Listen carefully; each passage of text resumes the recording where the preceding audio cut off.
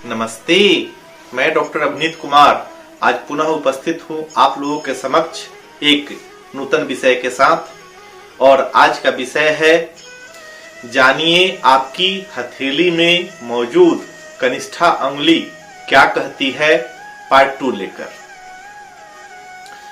आप ध्यान से इस चित्र में देखें। यदि कनिष्ठा अंगुली के ऊपर किसी भी पोर पर यदि तिल की आकृति बनती हो तो यह जातक के लिए अतीव शुभ और मंगलकारी साबित होती है यह आकृति। किंतु जहां इसका होना शुभ है वहीं यह जातक के जीवन में संघर्ष भी करवाती है यह आकृति।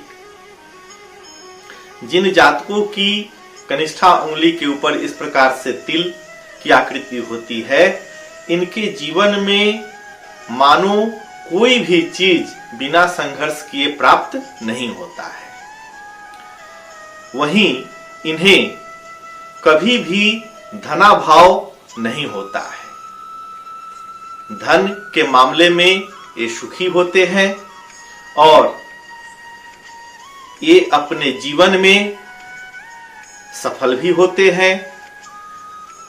अगर अपने जीवन में यह ज्यादा सफलता चाहते हैं तो इन्हें बुधवार के दिन से प्रारंभ करके भगवान गणपति के श्री चरणों में सिंदूर और 21 दुर्वा अर्पित करना चाहिए और गुड़ का भोग चढ़ाना चाहिए।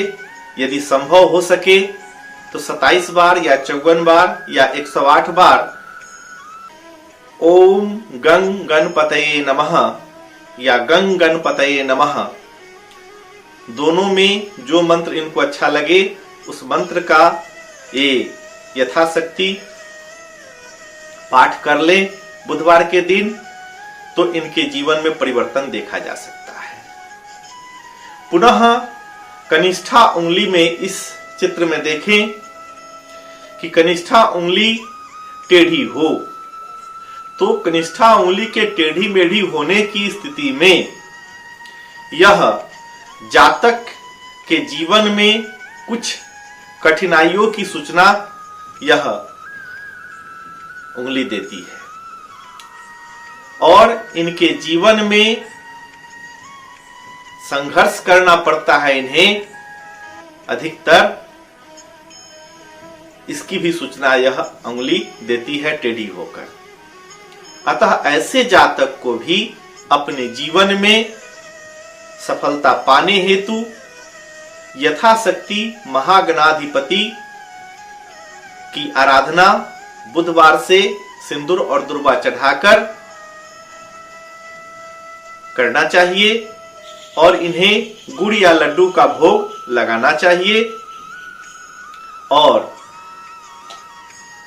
यदि भगवान गणपति के बीज मंत्र गंग गंग गंग गंग गंग इसका यह पाठ यथाशक्ति कर लेते हैं एक माला, तो ऐसे जातकों के जीवन से संघर्ष टल जाता है और ये अपने जीवन में निरंतर आगे बढ़ते चले जाते हैं। पुनः आप इस चित्र में ध्यान से देखें। यदि किसी भी जातक की उंगली में कनिष्ठा उंगली पर इस तरह से जाल की आकृति बनती हो तो यह आकृति जालीनुमा बननी यह जातक के लिए शुभ सूचक नहीं है। प्रायः ऐसे जातकों को देखा जा सकता है कि ऐसे जातक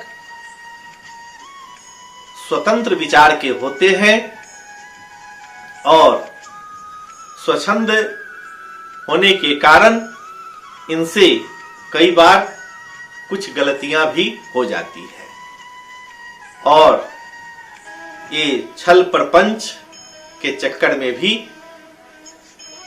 आगे निकलना चाहते हैं किसी भी प्रकार से अपना जीवन में आगे बढ़ना चाहते हैं जो इनके लिए शुभ नहीं साबित होता है।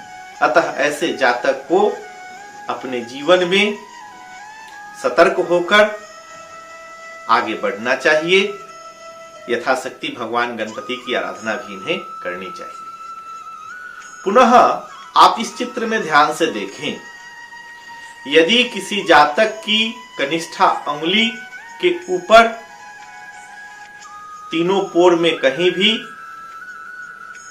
त्रिभुज की आकृति बन जाती हो तो यह भी जातक के लिए अतीव मंगलकारी और शुभ साबित होती है। यह आकृति प्रायः ऐसा देखा जाता है कि जिन जातकों की कनिष्ठा उंगली के पोर पर इस तरह से त्रिभुज की आकृति बनती है, वे जातक बड़ा ही निर्मल स्वभाव के और धार्मिक प्रवृत्ति के सैद्धांतिक होते हैं, अपने सिद्धांत पर चलते हैं और प्रायः यह प्रयत्न करते हैं कि कोई भी